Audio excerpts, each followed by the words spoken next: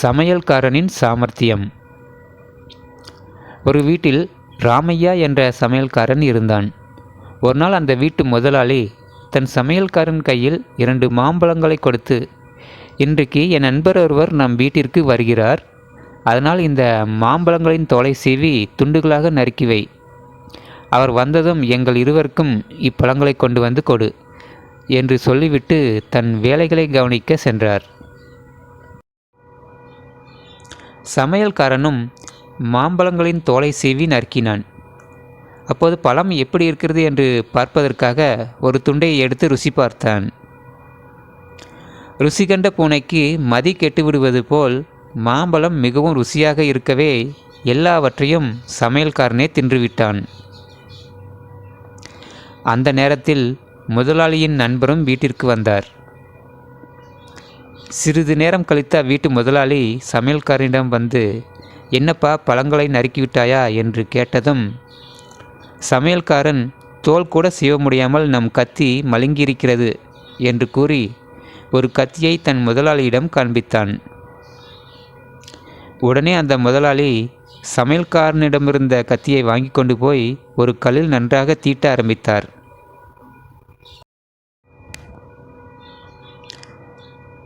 அப்போது சமையல்காரன் இதுதான் சமயம் என்று நினைத்து தன் முதலாளியின் நண்பரிடம் சென்று, ஐயா, நீங்கள் யாரோ எனக்கு தெரியவில்லை, பார்த்தால் பாவமாக இருக்கிறீர்கள். நீங்கள் ஏன் இங்கே வந்தீர்கள்? எனது முதலாளிக்கு உங்கள் மேல் ஏதோ கோபம் போல் தோன்றுகிறது. உம்முடைய காதுகள் 2ஐயும் சீவி அனுப்புவதற்காக உம்மை அழைத்து கொண்டு வந்திருக்கிறார் என்று சொல்லி அவரை கூட்டிக் கொண்டு போய் தன் முதலாளி கத்தி தீட்டி கொண்டிருப்பதை கதவின் இடுக்கு வழியே பார்க்க சொன்னான்.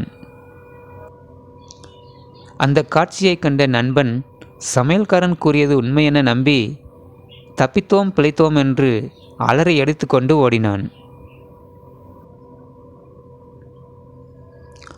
உடனே சமையல்காரன் தன் முதலாளியிடம் சென்று, முதலாளி, உங்களுடைய நண்பர் 2 மாம்பழங்களையும் தூக்கி கொண்டு ஓடுகிறார் என்று கூக்குரலிட்டான்.